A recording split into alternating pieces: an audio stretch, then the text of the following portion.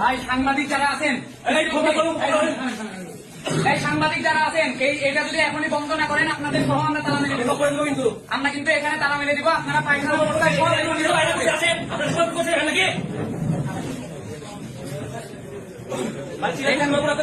এখানে এখনই যদি এটা বন্ধ না করেন আপনাদের সাংবাদিকের সহ আমরা কিন্তু তালা মেরে দিব। আমরা চাই না যে সাংবাদিকের সাথে কোন রকমের উল্টাপাল্টা ব্যবহার করতে। আমরা ভাই সাংবাদিকের তালা মেরে দিব না ভাই, আমরা বন্ধু